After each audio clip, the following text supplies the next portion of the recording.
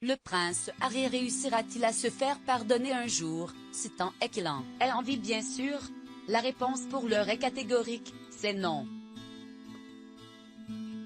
Après toutes les confidences intimes, déplacées et particulièrement virulentes qu'il a faites à l'égard de toute la famille royale britannique, le duc de Sussex ne s'attendait sûrement pas à se faire inviter à la prochaine garden party.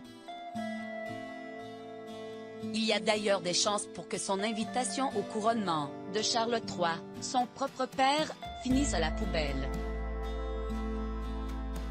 Mais si les membres actifs des Windsor, visés par les attaques de Harry, sont réduits au silence par le protocole et leur statut de tête couronnée, un Français très connu des royaux s'en est chargé pour eux. Stéphane Bern, qui a eu l'occasion de rencontrer Elisabeth II à plusieurs reprises, s'est livré sans détour d'une interview accordée à Midi Libre. Et il n'a pas mâché ses mots concernant l'attitude ingrate du prince Harry à l'égard de tous les autres. Comme la plupart des fans de la royauté, l'animateur désigne le duc, dont les actions vont beaucoup trop loin. Je peux comprendre qu'il soit mal dans sa peau mais il est, visiblement, totalement immature.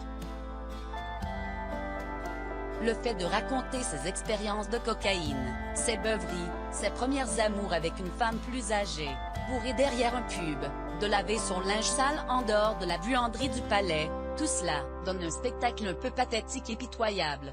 Le compagnon d'Iori poursuit, on a l'impression qu'il n'a pas conscience de la décence, de ce qui se dit ou ne se dit pas. Ce qui est excessif est insignifiant, je le trouve excessif. Pour Stéphane Bern, un seul objectif à atteindre, faire de l'argent pour vivre confortablement.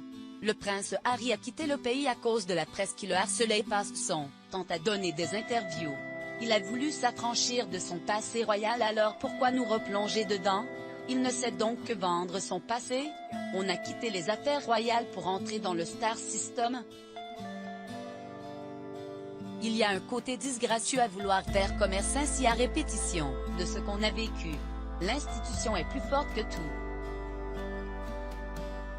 Pour Stéphane Bern, si le succès est retentissant pour l'instant, il ne risque pas de s'inscrire sur la durée. Plus il salit la famille royale, plus elle en sort grandie, à condition bien sûr qu'elle ne rentre pas dans cette compétition de révélation, précise-t-il toujours dans Midi Libre.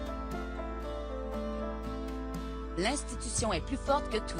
Ce qui le prouve, le prince Harry commence à être lâché par certains de ses soutiens, après avoir notamment accusé le clan de racisme. On peut accuser la famille royale d'être conservatrice, d'être une institution un peu désuète, tout ce que vous voulez, mais ils ne sont certainement pas racistes.